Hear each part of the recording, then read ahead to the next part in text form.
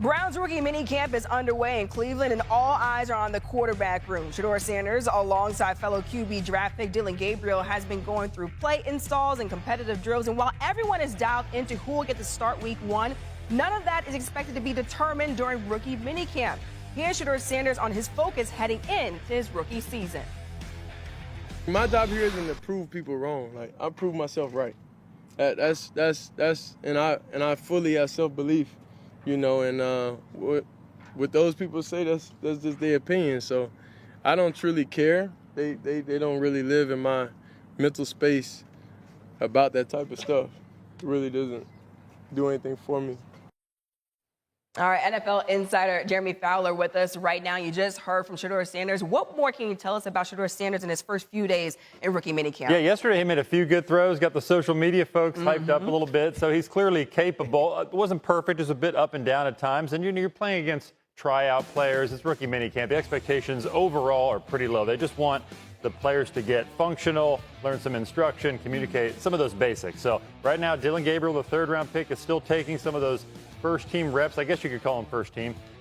So now they're working that out. And Shedeur has been really as advertised. He's come in, he's shown he can be accurate and can process information. So that's the good sign. But as somebody with the Browns told me, this is going to be a long road. They got the next 4 months to work with all 4 quarterbacks, get them in OTA, see what they can handle against some real 11-man defense. We're only in May, guys. Everybody just relax and take a deep breath. No A few other QBs in camp. Shedeur had a hilarious response after being asked if he was going to buy number 2 off DeAndre Carter. Let's take a listen to what Shedeur had to say about number 2 jersey.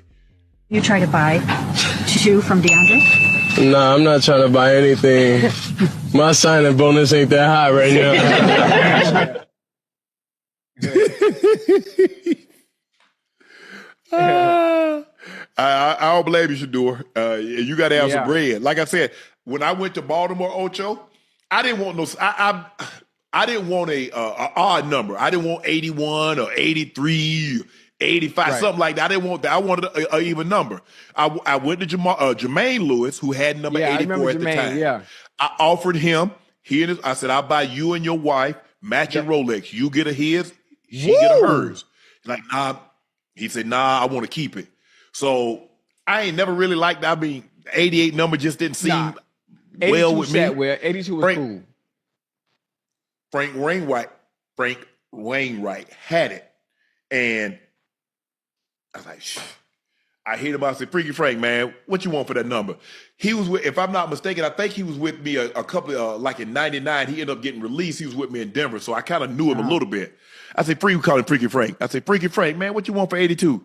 He like, Sharpe, I don't want anything. You can have it. I said, nah, Freaky Frank. That's your number. And I want to give you something. I said, what you like to do? What's your hobbies? He said, man, Sharpe, I don't like to do anything but fish. Man, I said, here. I said, how much does a bass boat cost? You bought the boat? Said, Sharpe, you don't have to do that. I said, you bought the boat?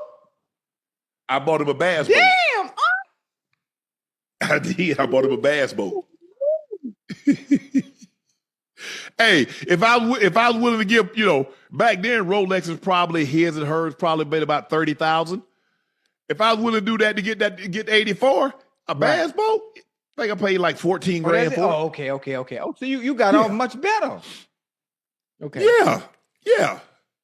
So and plus Ozzy kind of had that number. I said, Ozzy, it ain't the same. It ain't Cleveland. I said, if it was Cleveland, it'd be one thing. This ain't Cleveland.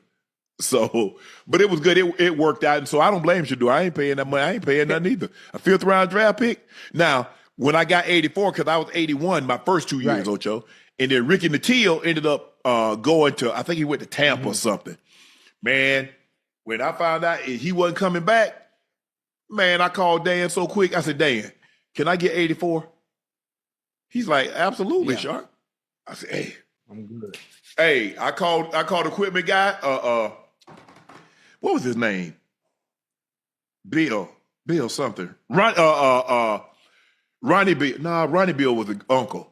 But anyway, his nephew was the equipment guy at the time. I said, bro, you might as well go ahead and take that Sharpe off 81 and put it on the back of 84. I already called Dan.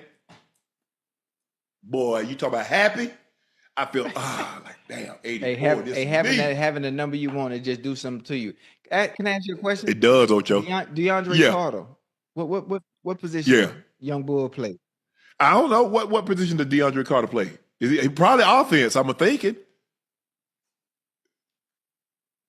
receiver. What was he in college?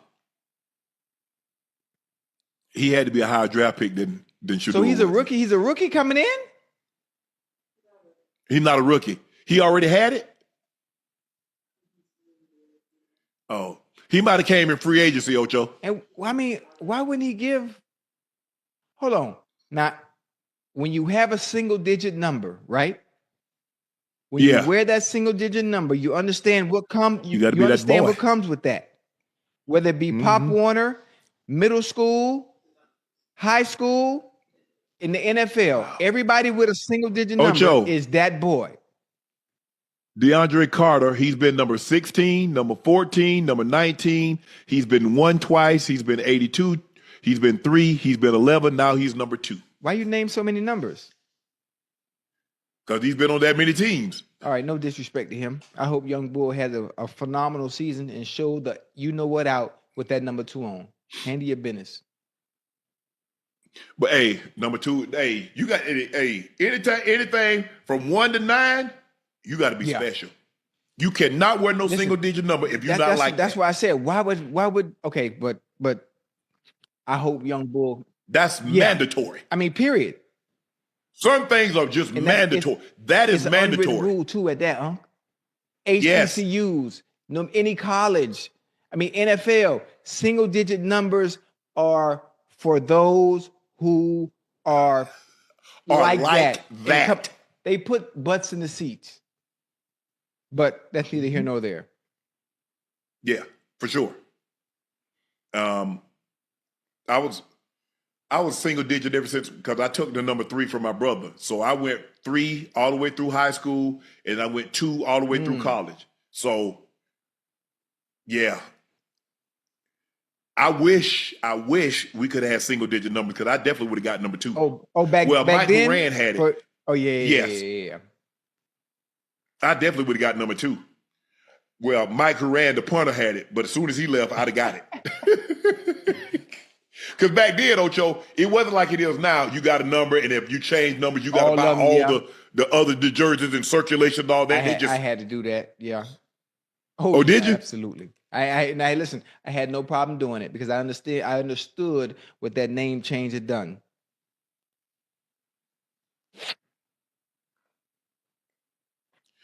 Ocho, we know how the media likes to critique any misstep, time, sons, to paint a false narrative. I bet they won't highlight how respectful they are. Watch the video of Shiloh shaking every media member hand before start of first availability. Let's take a listen, Ocho. My new media team here. There you go. How you doing? That's all we got. We'll see. Hey, good to meet you. Logan, nice to meet you, Shiloh. Rock, pleasure, man. Brandy. Jenna. Scott, nice to meet you. What's up, Lee, pleased to meet you. Ron. There you go. Rock, thanks, man. Oh, my God, with the camera right here. There you go. Appreciate you, my guy. Nice. All right, I'll just stand right here. Yeah. I like it. According to Jenna Lane, Shiloh was the only